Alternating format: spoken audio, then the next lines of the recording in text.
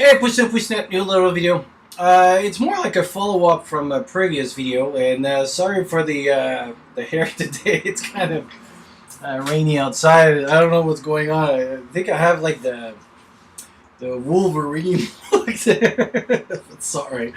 Yeah, so this is a follow-up little video I did on principles of how to prepare. And like I mentioned in my follow-up video, I'm starting to prepare for the May 3-day rundown. Actually, you can see right over there that little radio. It's part of that system now. Um, it's a all-weather kind of thing, and actually, it's the cool feature of that one.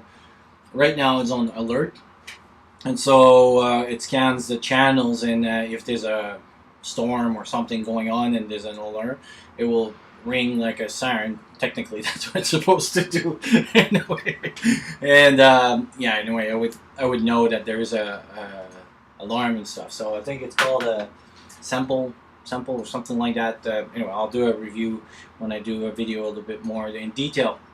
But this video got me to start thinking about that principle thing and maybe start a conversation. Part of one of the things that I wanted to start doing with my one of the things I want to start doing with the 3-day is to kind of set up kind of protocols.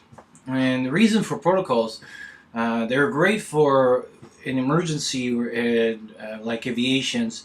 A lot of the theory coming from medicine are starting now to derive from, especially emergency medicine, is starting to derive from airliners. What I mean by that, it's a concept like crew resource management. So when you work in tight situations and stuff, how you communicate. And one of the things that are starting to be transparent is to have checklists. And one of them, actually, there's a great book, Manifesto for Checklist, and he talks about. So I'll put the link down, but he talks about how a simple intervention kind of decrease a lot of bad things that could have happened, and it's quite dramatically. So I think having a checklist in a disaster would be a good thing because. Never know when it's going to happen. So you could be tired, you could be having the flu that day, you could be waking up at 3 o'clock in the morning in the middle of, for someone to do night shift, you're not fully there. So to have it when it's calm and everything and put everything in and kind of check up stuff.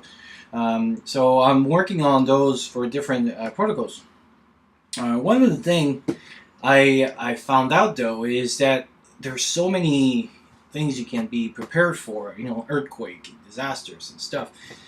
And actually, the Urban Prepper posted a link one time to a matrix, which this guy did. It's massive matrix on everything that you need to be prepared or get ready for or whatever. And it's huge. I mean, like if you look at the map, I mean, to be able to see, it's a lot of content in one, and almost too much information. And at one point, too much information becomes almost no information because you don't know how to process all that information. And then lately, I was reading a book on called The Knowledge. It's actually an interesting book, and I'll put the link as well on it. And it referred me to other books. And sometimes that's why I like just to read a book, even if the book doesn't give you tons of details, even if it just comes out with one ideas or makes you think about, it's worth the $10 or $20 that you bought the books for. And that book was not so much for the content of it, but the ideas that it brought to me and the questions that it stuff. And that was, I think, all the purpose of that. And basically, the premise of the book is that he imagines what kind of knowledge. So basically, there's a disaster, and now we need to survive. A little bit of post-apocalyptic.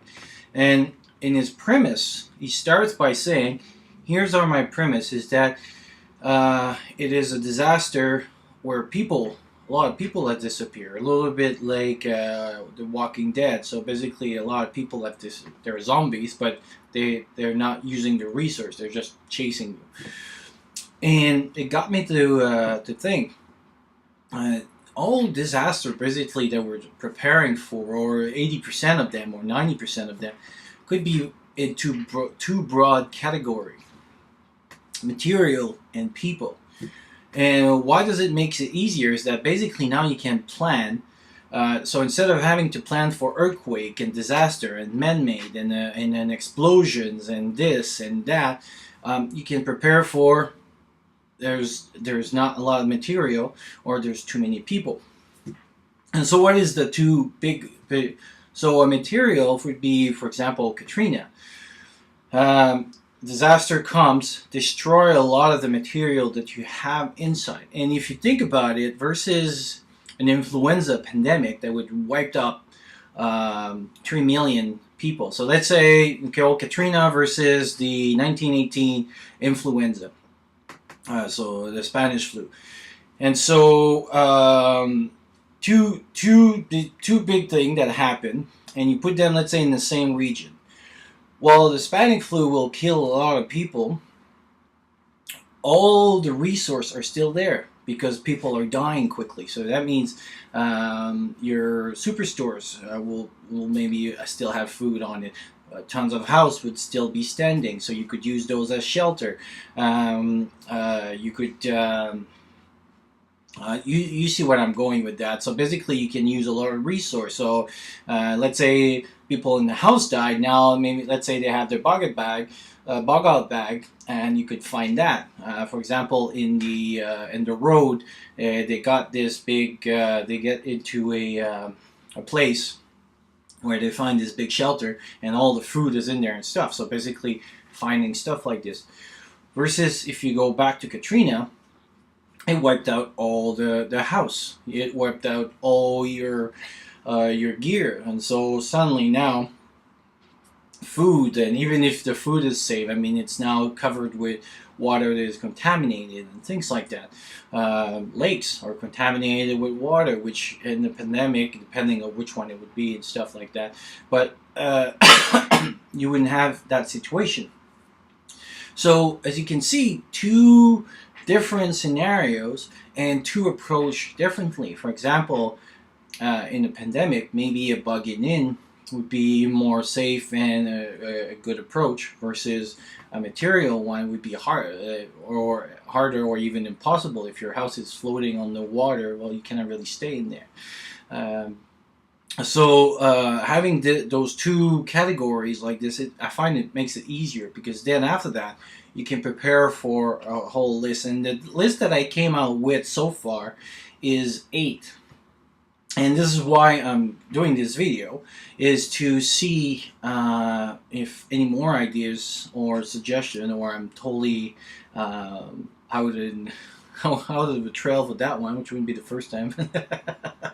But I kind of like it, because I find it's easier for me to make 8 protocols than having to do a protocol for everything.